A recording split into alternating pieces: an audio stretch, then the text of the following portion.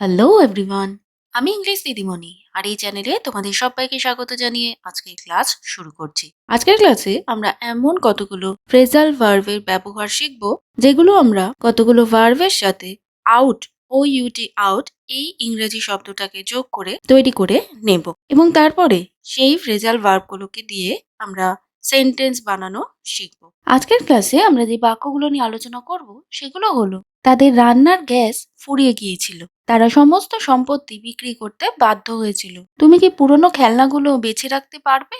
বাইরে এত গরম যে আমি প্রায় মরেই যাচ্ছিলাম। কি কারণে এটা প্রতিযোগিতা সবার থেকে আলাদা? তাহলে আজকের প্রথম ফ্রেজাল ভার্বটা হচ্ছে রান আউট। Run out. তাহলে এখানে রান হচ্ছে ভার্ব, তার সাথে আমরা আউটকে যোগ করে রান আউট এইভাবে একটা ফ্রেজাল ভার্ব তৈরি করে নিয়েছি। এবার বাংলায় এটার মানে কি?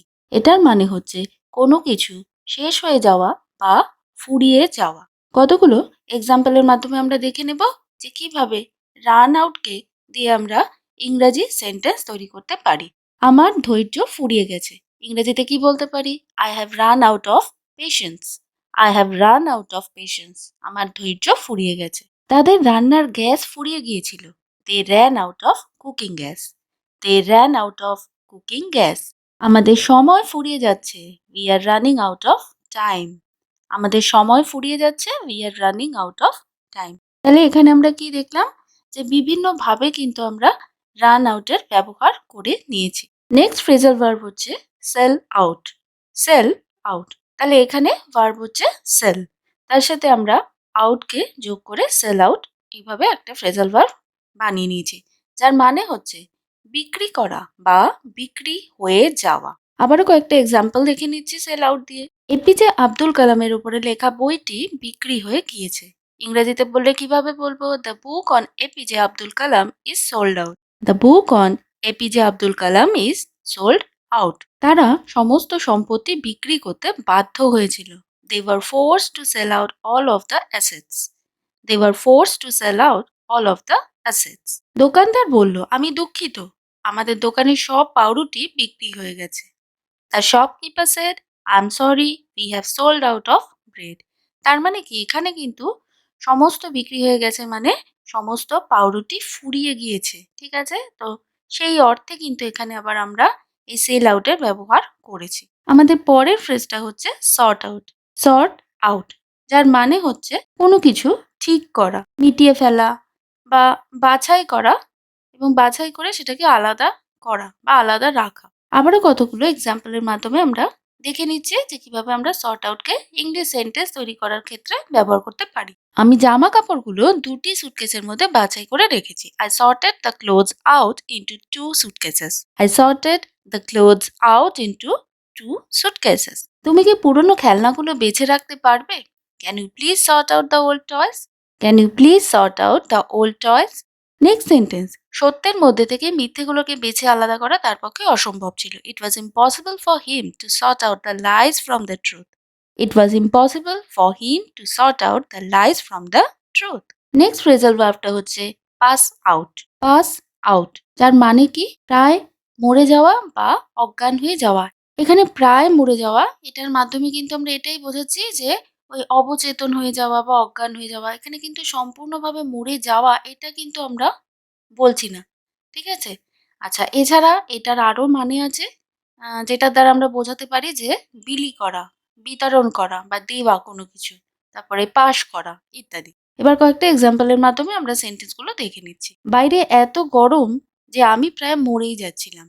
ইট was so hot outside that I was about to pass out. তার মানে আমি প্রায় অজ্ঞানের মতো হয়ে গেছিলাম। আমার অবস্থা প্রায় অবচেতন মতো হয়ে গেছিল। আমার মনে হচ্ছিল যে আমি এক্ষুনি মরে যাব। তো সেরকম ক্ষেত্রে কিন্তু আমরা এই ধরনের সেন্টেন্স তৈরি করতে পারি। ঠিক আছে? তাহলে আরেকবার পড়ছি সেন্টেন্সটা। It was so hot outside that I was about to pass out. ঠিক সকাল ৯টা থেকে শিক্ষক প্রশ্নপত্র দিতে শুরু করেন। The teacher began to pass out the papers at 9 AM sharp. The teacher began to pass out the papers at 9 AM sharp. Next phrasal verb হচ্ছে স্ট্যান্ড আউট। স্ট্যান্ড আউট, যার মানে হচ্ছে স্পষ্টতই স্বতন্ত্র বা সকলের থেকে আলাদা, এবং এই যে আলাদা সেটা কিন্তু সকলের চোখে পড়ছে। ঠিক আছে? সবাই সেটা অনেক ভিড়ের মধ্যে থাকলেও সেটাকে আলাদা করে বুঝতে পারছে বা দেখতে পারছে। আবার কতগুলো সেন্টেন্সের মাধ্যমে দেখে নিচ্ছে। আমার দাদু এমনই একজন ব্যক্তিত্ব যাকে ভিড়ের মধ্যেও আলাদা করে চেনা যায়। My grandfather is such a personality who stands out even in a crowd. My grandfather is such a personality who stands out even in a crowd. মানে তার এমনই একটা ব্যক্তিত্ব যে অনেক ভিড়ের মধ্যে বা অনেক মানুষের মধ্যে থাকলেও তাকে আলাদা করে চেনা যায়। তোমার আঁকাটা সকলের থেকে আলাদা করতে এই অ্যাক্রিলিক রঙগুলো ব্যবহার করো। Use these acrylic colors to make your painting stand out from the rest. Use these acrylic colors to make your painting stand out from the rest. Next sentence. কি কারণে এটা প্রতিযোগিতা সবার থেকে আলাদা? বা কি কারণে এটা প্রতিযোগিতায় সবার থেকে আলাদা হয়েছে? ইংরেজিতে কি বলতে পারি? What makes it stand out from the competition?